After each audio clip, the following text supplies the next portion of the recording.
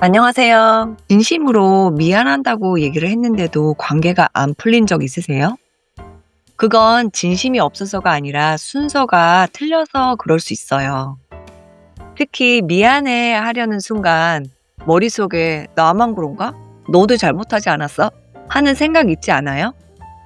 근데 너도라는 말이 자동으로 뜬다면 그때부터는 사과가 공감이 아니라 서로 따지는 대화로 들어가기가 쉬워요. 오늘은 그래서 이걸 같이 보려고 해요.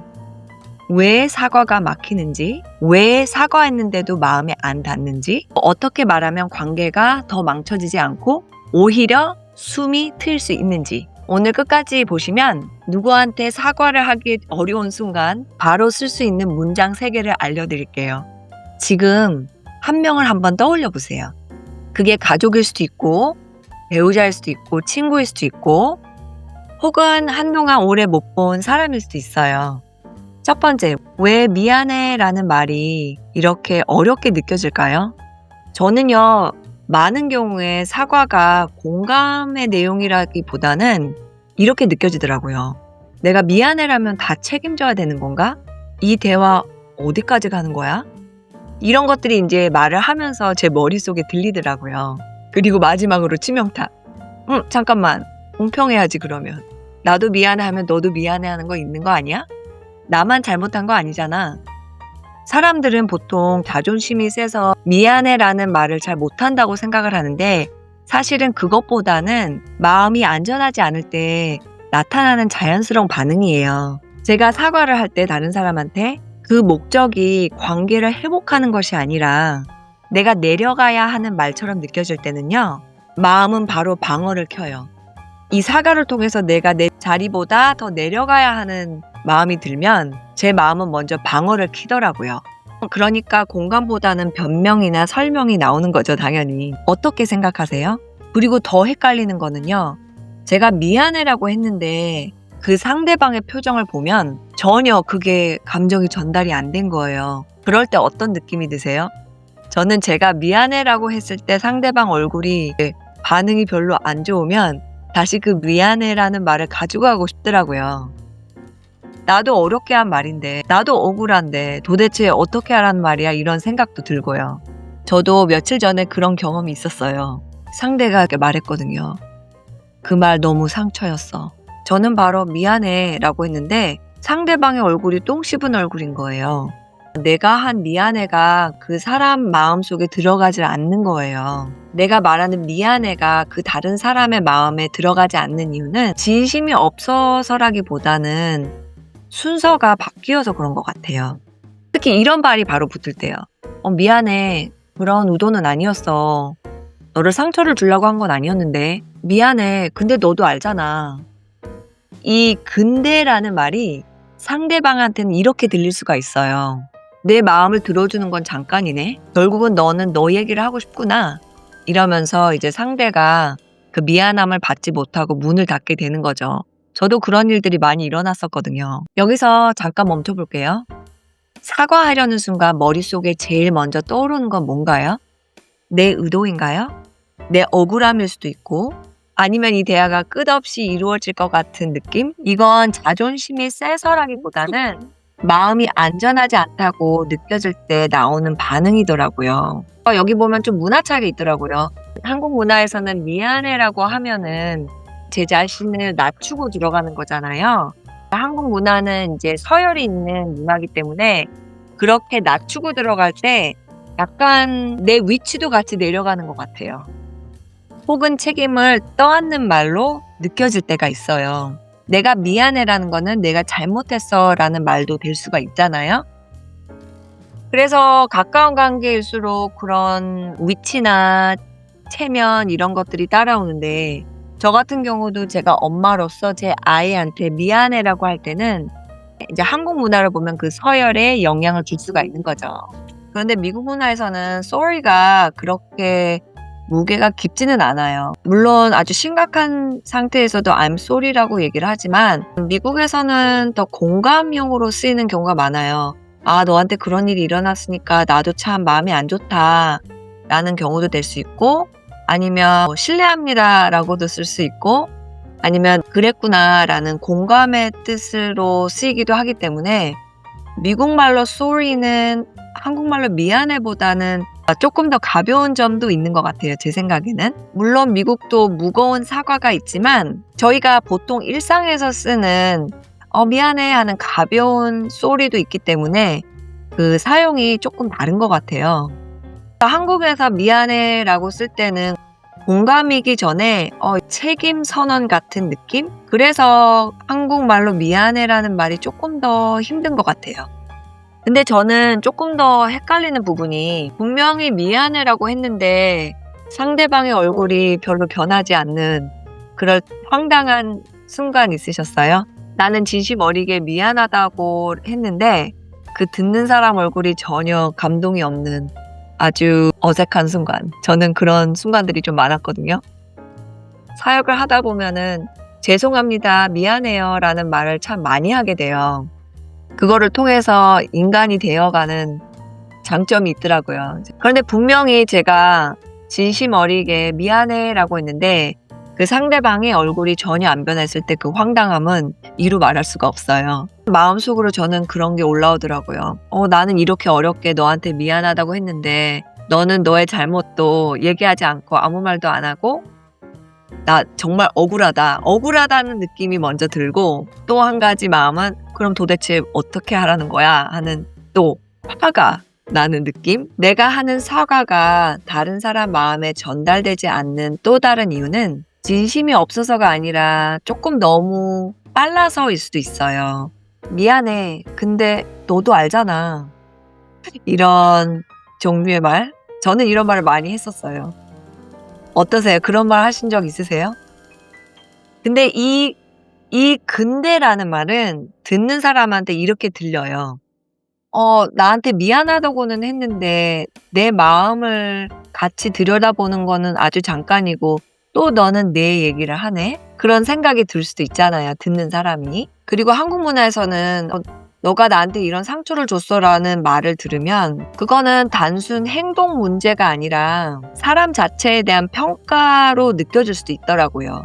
다른 사람이 내가 너한테 이렇게 상처를 받았어 하고 평가를 주기 시작하면 저희 입장에서도 이제 보호를 해야 되니까 당연히 의도 설명이 들어가야죠. 그래서 나는 그런 의도가 아니었어 라고 빨리 급하게 그런 얘기를 하고 그 상황을 빨리 정리하고 싶은 거죠. 근데 그 말이 틀린 게 아니라 순서가 틀린 거예요. 상대는 나의 의도를 먼저 알고 싶기보다는 내가 그 사람의 마음을 이해해 주기를 먼저 원하는 것 같아요. 그게 사실 핵심이잖아요. 우리 마음속에는 다 이해받고 싶은 원함이 있더라고요.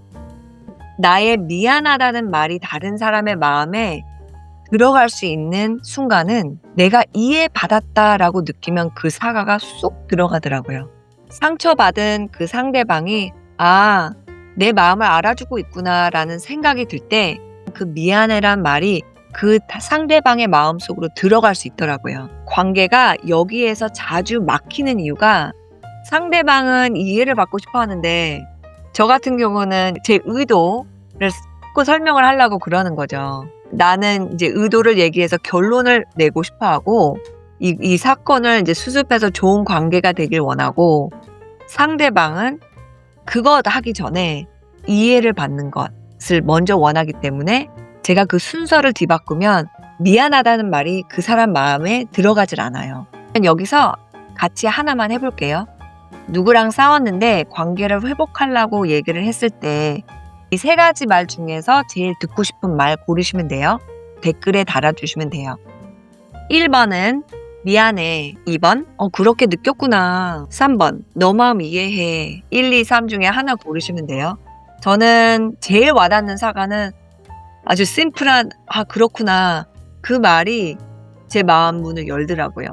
제가 처음에 말씀드렸던 관계 한 명을 생각해보라 그랬잖아요. 이제 나와 지금 관계가 별로 안 좋은 사람이 오늘 나한테 전화해서 사과를 하려고 할 때 이 세 가지 중에서 어떤 말을 했을 때 내 마음에 제일 와닿을까? 제가 며칠 전에 저희 본고벤에서 제 아이들 중에 한 명이랑 심각한 대화를 3시간 동안 했거든요. 사실 그 시간을 저희가 약속해서 만난 거예요. 왜냐면 저희 사이에 오해가 너무 많이 생겨서 "그래 그러면 이 시간을 정해서 너와 나랑 대면을 하자."라고 인제 본고벤에 들어갔어요. 바깥에 주차돼 있는 본고벤. 저녁이었거든요. 한 5시 정도에. 저희 막내가 이제 2살 반이니까 말할 때 자꾸 방해를 하니까 제가 이제 다른 애들한테 쪼끔만 봐 달라고 그러고 "1 시간이면 걸려." 라고 했는데 3 시간이 넘게 끝나질 않은 대화가 며칠 전에 있었어요. 저도 걔한테 이제 할 말이 있고 이제 걔도 저한테 할 말이 있었는데 이제 그 친구가 제 아이가 저한테 이제 얘기를 하는 거죠. "엄마, 내가 엄마에 대해서 이런 오해가 있는데." 그 아이 나름대로 노력을 하면서 이제 저한테 상처받은 얘기를 하는데 와 진짜 힘들더라고요. 이제 예를 들어서 제가 모르는 사람이 저한테 "아 당신에게 이렇게 상처를 받아서." 하면 그것도 참 힘들어요. 쉬운 일은 아닌 것 같아요. 그리고 사역을 하다 보면 그런 케이스가 종종 있어요. 그러면 정말 하나님이랑 많은 시간을 보내고 그 사람을 만나지 않으면 정말 힘든 과정들이 있더라고요. 하나님과 시간을 보내지 않고 만나면 절대 해결할 수 있는 문제가 아니에요. 왜냐면 정말 겸손해야 되거든요. 이 케이스는 제 아이잖아요. 그래서 뭐 기도는 좀 하고 들어갔지만 그렇게 심각해질 줄은 몰랐거든요. 이 아이가 이제 천천히 얘기를 하면서 이 클라이맥스 말이 올라가면서 이제 울면서 엄마한테 "엄마가 이렇게 했는 거 너무 상처가 됐고." 얘기하는데 그 얘기를 들으면서 '아 정말 힘들다. 나는 최선을 다했다고 했는데 이렇게 상처를 받았구나.' 하는 약간 이 실망감, 슬픔 여러 가지 감정들이 확 들어오는데 그래도 인제 최선을 다해서 이 아이의 말을 들어주면서 제가 그랬어요. 미안하다. 엄마가 그런 의도가 아니었는데 너한테 그렇게 갔구나.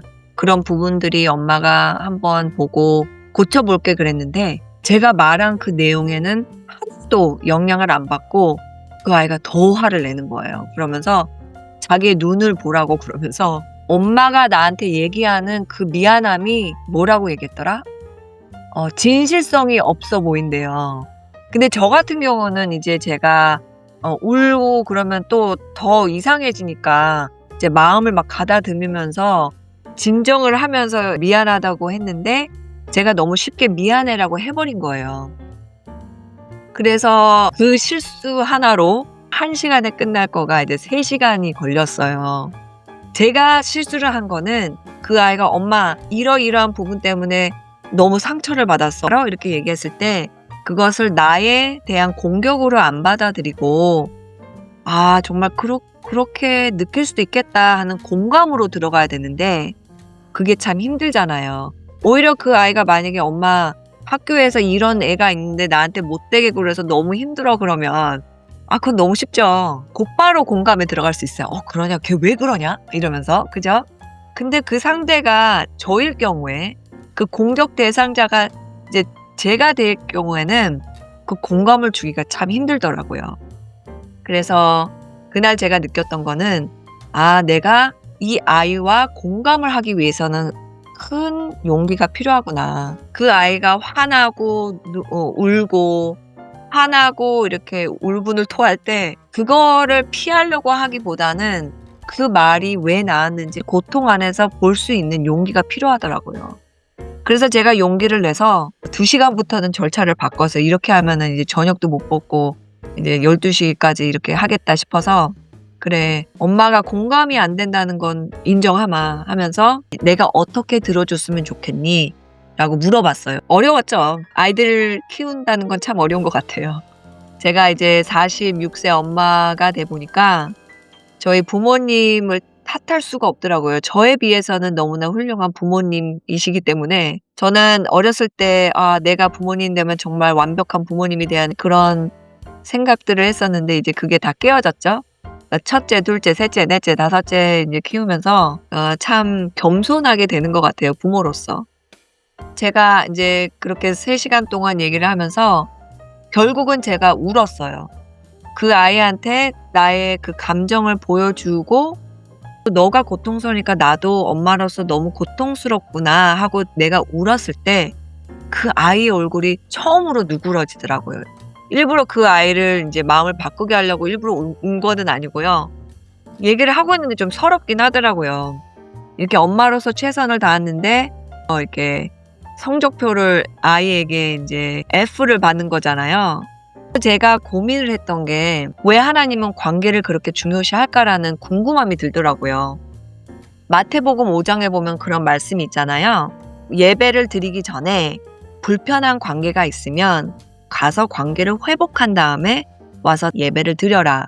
저는 그 말이 무슨 말인지 몰랐어요. 너가 관계를 회복하기 위해서 무조건 져줘라는 말로 저는 들렸었거든요. 그게 예수님의 목표가 아니라 예배를 드리기 위해서는 저희 관계가 하나님과 오픈이 돼야 되잖아요. 그러기 위해서는 내 주변에 있는 사람과도 오픈이 되어 있어야 돼요. 왜냐면 그 두 개가 똑같기 때문에. 그래서 하나님이 저희에게 하나님을 전적으로 사랑하고 그리고 다른 사람을 전적으로 사랑하는 두 가지 계명을 주셨잖아요. 관계가 막힌 채로 시간이 지나면 다른 사람보다는 먼저 제 마음이 굳어버리더라고요. 그리고 제 마음이 굳으면 예배가 안 돼요. 예배를 드릴 수가 없어요.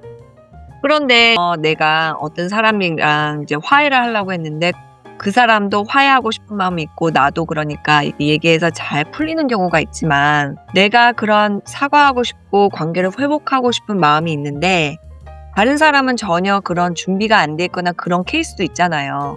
무조건 예수님이 가서 그 사람을 붙들고 해결하려는 그런 뜻은 아닌 것 같아요. 왜냐면 할 수가 없으니까. 그 대신 제일 중요한 거는 내 마음 상태인 것 같아요. 그 사람을 생각했을 때 용서하는 마음과 또 사랑하는 마음, 회복하고 싶어하는 마음이 있는지 그 마음 상태만 하나님 안에 정립이 되어 있다면 그 관계를 회복할 수 있는 방향으로 갈 수 있는 거죠. 다른 사람한테 화가 나 있거나 쓴뿌리가 있잖아요. 그러면은 하나님께 예배를 드릴 때 절대 100% 전적으로 예배를 드릴 수가 없더라고요. 어쩔 때는 그런 척도 했어요. 이제 관계를 풀지 않고 척을 하는 거죠. 이제 예배를 드리고 기도를 하고 봉사를 하고 그렇지만 저와 하나님은 알아요. 그리고 그거를 그 쓴뿌리를 그대로 놔두면 먼저 제 가까운 주변 사람들이 그 열매를 보게 돼요. 예를 들어서 제 아이들이 제 표정도 바뀌고 말투도 바뀌고 행동도 안 좋게 바뀌더라고요. 그러니까 우리가 다른 사람을 용서하고 관계를 회복하려고 하나님의 사랑으로 저희 마음을 채우는 이유는 사실 저희를 위한 거예요. 저희 마음이 다듬어질 수 있고 하나님만 가까워지고 그렇게 되면 평화와 기쁨과 많은 좋은 것들이 저희 마음속에 들어오잖아요. 근데 쓴뿌리가 생기면 이제 그게 막아버리는 거죠. 이제 실전으로 갈게요. 목표는 사과하는 말을 아주 잘 말하려고 하는 게 아니라 상대를 이해해 주기 위한 사람으로 되는 게 저희 목표예요. 제가 3가지 스텝을 드릴게요. 첫 번째, 멈추기. 어떤 대답을 하기 전에 멈추셔야 돼요. 화가 난 상태에서 그 사람한테 반응하지 말고 그 사람 몰래 카운팅을 하세요.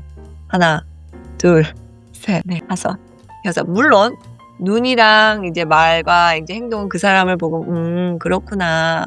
꼭 그렇게 하셔야 돼요. 그 사람하고 얘기를 하는데 다른 벽 보고 1, 2, 3 하면은 그 사람 더 화가 나요. 그리고 2단계, 상대 경험을 먼저 인정해 주셔야 돼요. 내 입장과 내 의도를 지금 단계에서는 말할 필요가 없어요. 2단계는 그 사람이 입장만을 포커스해서 들어주는 거예요. 그리고 이 말들 중에서 하나 고르셔서 얘기하면 그 분위기가 달라질 수가 있어요. 다 쓰셔도 돼요. 예를 들어서 그렇게 들렸구나. 그 말이 오래 남았겠다. 아유, 그때 많이 속상했겠다. 이런 말들 중에서 이제 골라서 이제 얘기를 하는 거죠. 그 사람의 입장을 거기 상태에 머무르면서 들어주는 거예요. 마지막으로 3번째는 내 몫만 인정하고 그 다음에 말을 하는 거예요. 그러니까 미안해라는 말은 그 상대방과 내가 같이 잘못한 것을 모두 책임지라는 말이 아니에요. 저희가 부부 상담을 하거나 친구 상담을 하거나 아니면 무슨 관계 상담을 교회에서 하잖아요. 절대로 한 사람만 100% 잘못하고 한 사람은 전혀 잘못이 없는 케이스는 한 번도 제가 본 적이 없어요. 20몇 년 동안. 그렇기 때문에 미안해라는 말은 두 사람 상대방과 나와의 모든 잘못을 책임진다는 말이 아니고요. 내 몫만 인정하면 돼요. 그 말은 이렇게 얘기를 하는 거죠. 그 말은 내가 잘못했어. 미안해. 다음엔 그렇게 말하지 않을게. 말해줘서 고마워. 어떤 뜻인지 아시겠죠? 내 몫을 정확히 인정하면서 상대방이 내가 이해가 됐구나 하는 느낌을 꼭 받아야 돼요. 여기서 질문 하나 할게요. 사과가 어려운 관계가 있잖아요. 지금 삶에서 내가 미안해라고 하고 싶은데 좀 안 하고 싶은 사람 있으시죠? 내가 지키고 싶은 게 내가 옳다고 증명하고 싶은 것인지 아니면 이 관계 유지를 지키고 싶은지 그거를 꼭 아셔야 돼요. 사실 미안해라는 말이 지는 말처럼 느껴질 때가 있지 않으세요? 저는 그렇더라고요.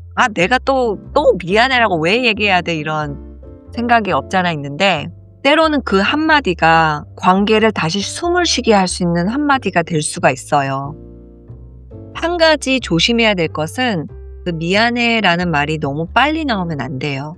왜냐면 그거를 너무 빨리 얘기해버리면 그 상대방의 아픔을 덮어버리는 말이 될 수가 있거든요. 그 사람의 아픔과 그 고통 안에서 있을 수 있는 용기가 그래서 필요한 것 같아요. 그 용기는 어디서 나오냐면 내가 누구인지 먼저 알아야 되더라고요. 그러니까 그 사람이 이제 자기 아픔과 고통을 얘기할 때 내 자존감이 조금 다치잖아요, 사실. 내가 잘못을 했고 그 사람 보기에는 내가 의도하지 않았어도 그 사람이 상처를 받았으니 내가 잘못한 부분이 많은 건데 그 고통에 같이 있어 주려면 내가 정말 알아야 되는 건 그래, 나는 그런 실수를 했을지라도 하나님이 나를 보실 땐 정말 너무나 사랑하는 딸이고 자녀이고 아들이고 나를 변함없이 사랑하셔 라는 그 진리에 쓰셔야 돼요. 그래서 저 같은 경우나 저희 남편이 이제 사역할 때 저희한테 화가 난 분들을 만날 때 제일 중요한 것은 그 진리 안에서 쓰는 거더라고요. 내가 물론 실수를 하지만 하나님은 모든 것을 아시고 나를 있는 그대로 사랑하시는 분이야. 그리고 나를 이끄실 거야 하는 그런 확신 안에 있을 때 그 사람이 말하는 그런 비난처럼 들리는 말들을 놓을 수가 있게 돼요. 그러면 이제 그 사람이 얘기하면서 그 말 안에서 그 독소가 빠지면 관계를 회복할 수 있는 기회가 되더라고요. 오늘 이야기를 정리하자면 사과가 막히는 이유는 사랑이 없어서가 아니라 마음이 안전하지 않다고 느껴서 그럴 때가 많아요. 그리고 내가 말하는 사과가 다른 사람 마음에 들어가지 않는 이유는 진심이 없어서라기보다는 순서가 너무 빨라서 그럴 수가 있어요. 이 세 문장을 기억해 두시면 도움이 될 거예요. 다른 사람이 그런 표현을 할 때 그렇게 들렸구나. 미안해. 그 말은 내가 잘못했어. 지금은 내가 설명하기보다는 너의 말을 더 듣고 싶어. 이런 긍휼의 마음을 이제 나누면 내가 하는 미안하다는 말이 그 사람 마음속에 들어갈 수가 있어요. 오늘 마치기 전에 짧게 기도할게요. 하나님, 저희가 모두 다 이해받고 싶어 한다는 거 아시죠? 그리고 어쩔 때는 저희가 미안해란 말이 참 힘든 것 같아요. 저희 관계를 보면은 참 브로큰되고 닫혀진 관계도 많고요. 그래서 지금 이 순간 기도합니다. 주님, 저희 어려운 관계들 속에 들어오셔서 저희가 주님 안에서 하나님 안에서 진리 안에서 서서 다른 사람에게 미안해라고 진심으로 말할 수 있게 도와주세요. 그래서 저희 관계들을 회복하게 인도해 주세요. 모든 걸 감사드리며 예수님 이름으로 기도드렸습니다. 아멘. 응원하고 있어요. 다음 한 걸음이 작게 느껴져도 오늘처럼 하시면 그런 관계를 조금씩 바꾸는 시작이 될 수 있어요. 하나님이 도와주실 거예요. 하나님 사랑으로 축복합니다. 다음에 또 뵐게요.